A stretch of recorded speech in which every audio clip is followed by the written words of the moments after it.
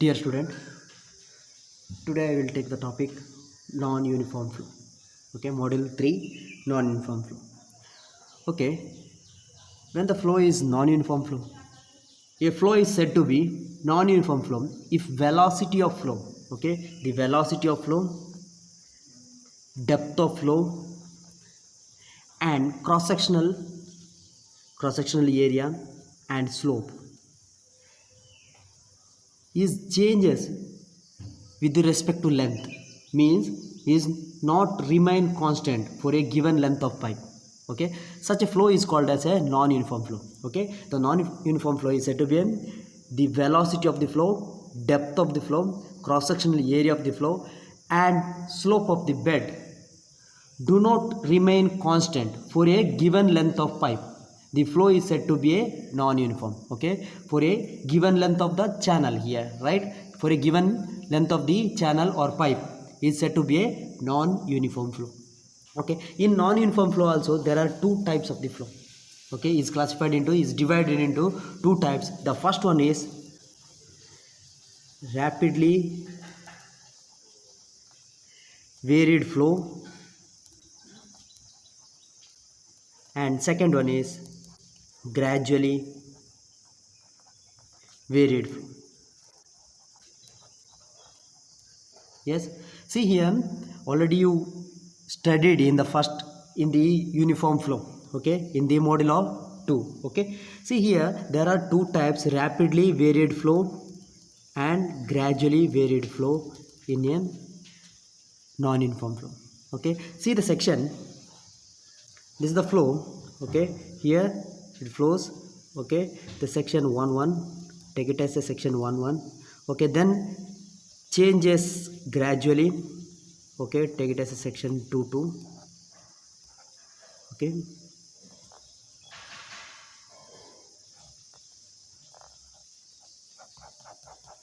see from here up to section 1 is uniform flow. Uniform flow means the velocity, depth of the flow, cross-sectional area, and slope of the bed is not going to change with respect to space, with respect to length. Okay, is remain constant. But here from here to 1 and 2 is gradually varied flow. From 1 and see, this is non-uniform flow. This section is non-uniform flow. See here, the depth is going to change. So the depth is going to change, the velocity also going to change, right? See here, from the section 1 to 2 is gradually varied flow, means the depth of the flow is changes gradually. Okay, take it as a, this is the D1 and D2. Okay, here D1 not equal to D2, means here the depth of the flow changes gradually. Okay, changes gradually over a long length of the channel, over a long length of the pipe is called as a gradually varied flow. Gradually varied flow means the depth of the flow changes gradually over a long length of the channel is called as a gradually varied flow. Means gradually varied flow means depth changes. Okay, depth changes over a gradually over a long length of the channel. See from the section 1 to 2, this is the gradually varied flow. Okay, after the section 2, see, this is the rapidly varied flow, means here depth changes. Okay, suddenly depth changes. Here the depth changes suddenly over a short length of the channel. Okay, over a short length of the channel, the depth changes suddenly. Okay, is called as a rapidly varied flow. Rapidly varied flow means depth changes. D changes rapidly or suddenly over a short length of channel. Over a short length of the channel is called as a rapidly varied flow. So there are two types of the flow. This from the section 1, okay, from the section 1 is non-uniform flow. It also divided into two types. One is rapidly varied flow and gradually varied flow. Okay, rapidly varied flow means the depth of the flow changes suddenly over a short length of the channel, is called as a rapidly varied flow. Okay, if there is a obstruction means the depth is going to increase gradually and sudden changes and fall down. Okay, got my point? So there are two types, is divided into two types, the rapidly varied flow and gradually varied flow. Okay, rapidly varied flow means the depth changes suddenly over a short length of the channel.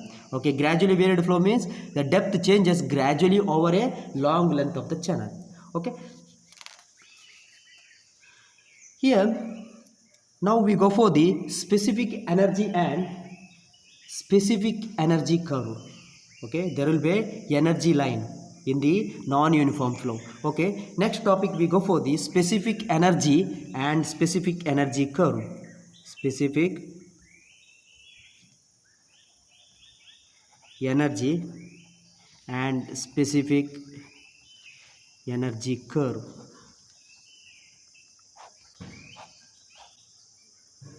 The total energy of a flowing liquid per unit is given by the total energy of a flowing liquid per unit weight of is given by total energy is given by the equation total energy is equal to Z plus H plus V square divided by 2G. Okay, the total energy given by the equation Z plus H plus V square divided by 2G. Okay, Z means height of the bottom of the channel, height of the bottom of the channel, height of the bottom of the channel. Okay, just I will show in figure. Okay, bottom of the channel above the datum, there will be a reference line. Okay, above the datum, that is the height of the bottom of the channel above the datum. And H is the depth of the liquid. H is depth of liquid. H is depth of liquid and V is the mean velocity of flow. Mean velocity of flow. Okay, V is the mean velocity of flow.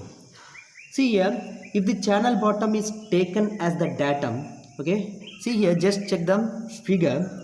I will draw the figure. See, this is the datum line. You're going to take it as a, this is the datum line or reference line. Okay, this is the slope of the channel. This is the slope of the channel. Okay, and it is the free surface of the channel. This is the free surface of the channel. And this is the total, this is the specific energy line. Okay, this is the specific energy line. Take it as a, this is the specific energy line. Okay, here the Z means, already you studied, the Z is the height of the bottom of the channel above the datum. Height of the bottom of the channel above the datum. Just check it.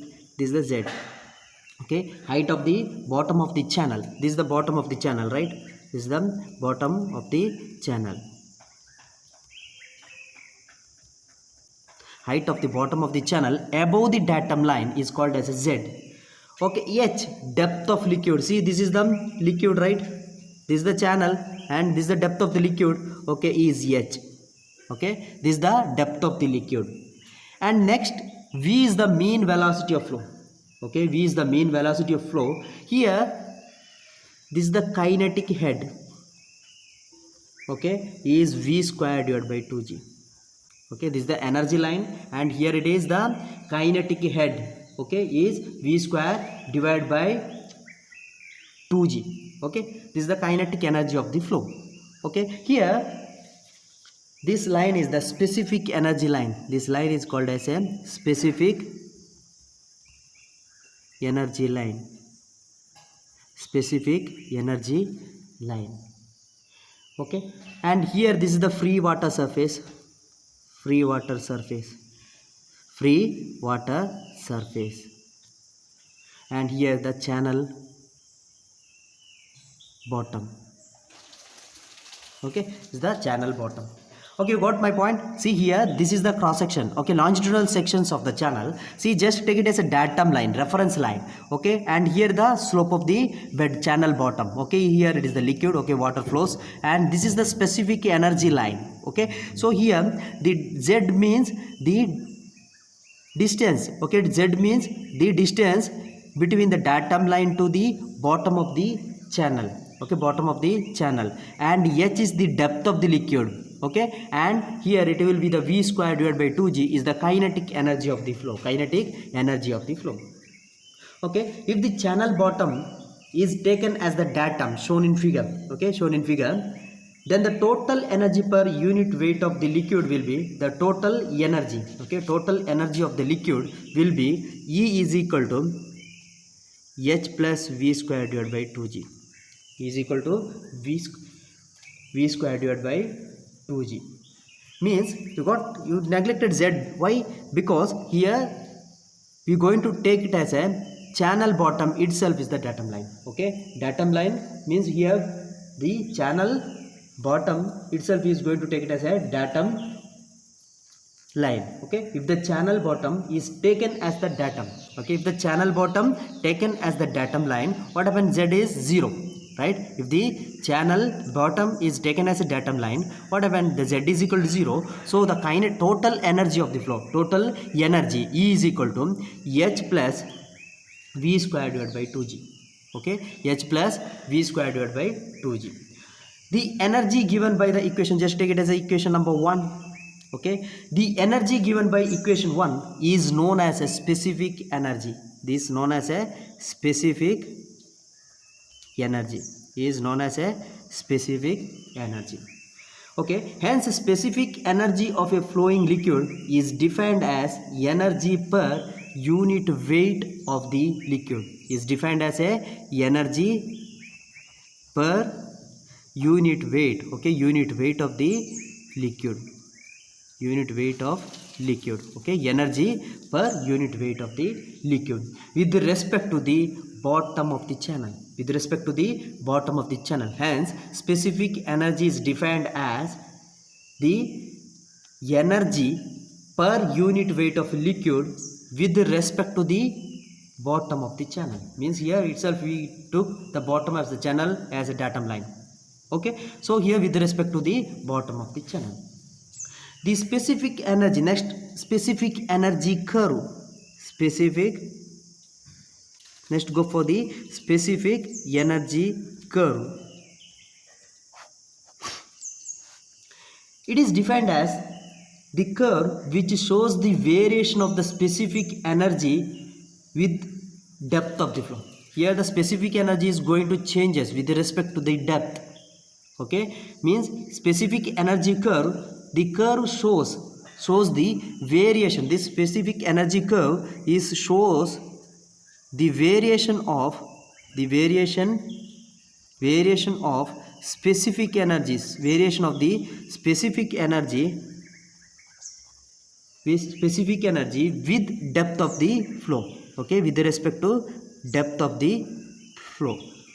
Depth of flow means here the specific energy is going to changes with respect to the depth. Okay, with respect to the depth. So this curve, this energy curve, specific energy curve shows the variation of the specific energy with respect to depth of the flow. The equation become E is equal to, we know the equation, H plus V square divided by 2G. Okay, is also we can denote as a EP plus EK. Okay, EP is the potential energy of flow. Okay, due to the depth.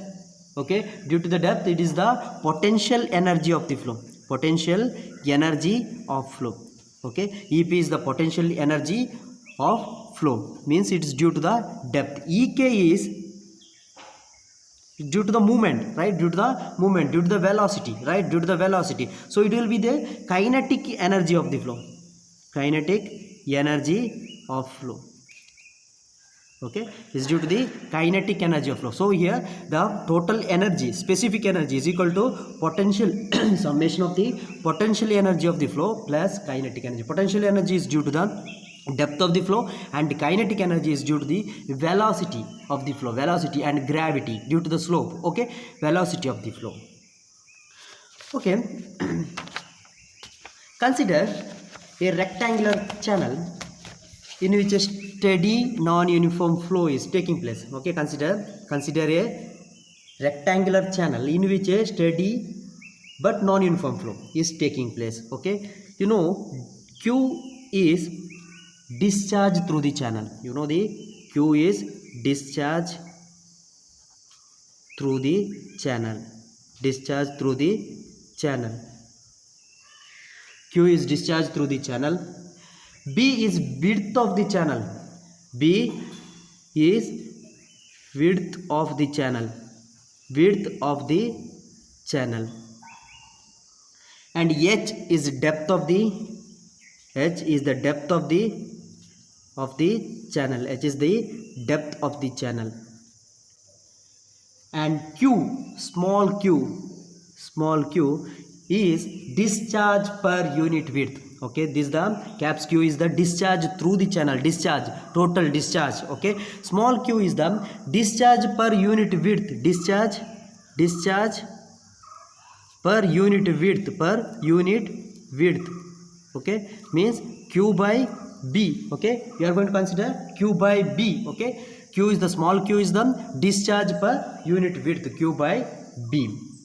So here Q is equal to Q by B. Already you know the equation, specific energy equation. Okay, already you know the specific energy equation. E is equal to H plus V square divided by 2G. Okay, here the velocity of the flow. What is the velocity of the flow? Velocity of flow by using the discharge. How to find out the velocity of flow? Okay, velocity of flow V is equal to discharge by area. Okay, velocity of flow discharge by area. We know discharge is equal to, we know the discharge Q is equal to A into V, right? You got my point? The discharge Q is equal to area into velocity. So velocity is equal to, therefore velocity is equal to Q by A. Area is equal to breadth into height. Okay, you just imagine the rectangular section, the breadth and height, you will get the cross section of the flow.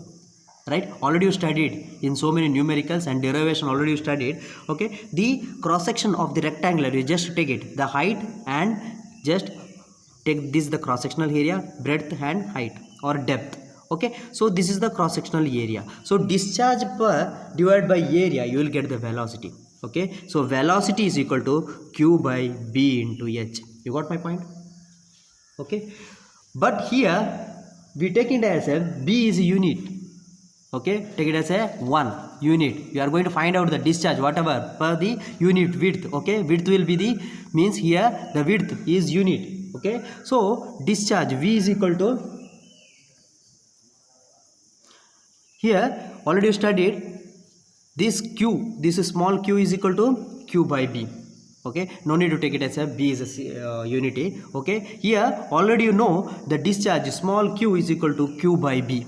Okay, Q by B means discharge per unit width. Okay, small q is the discharge per unit width. So just substitute the value of the Q. Okay, here instead of capital Q it will be, yes, capital Q is equal to, instead of capital Q, caps Q, discharge, you just substitute the in terms of the small q. Okay, so Q is equal to B into Q, right? Q is equal to B into Q divided by B into H. You got my point? Instead of Q, you just substitute Q is equal to here B into Q, right? So BQ divided by BH. So B is going to cancel. So velocity is equal to Q by H. You got my point? See here, you know velocity of flow is discharge by area. Area is B into H. Okay, discharge. Just substitute in terms of the discharge per unit width, Q, small q. Okay, so Q is equal to Q into B, right? Q into B divided by B into H. B is going to cancel out. Okay, so velocity is equal to Q by H. See here, this is very important. Okay, okay, just listen. So once again you can rewrite the equation energy line. Already you know the equation. E is equal to H plus V square divided by 2G. Equation number 1, right? equation number 1. From equation number 1 you know the equation, okay, v is equal to h plus v square divided by 2g. So once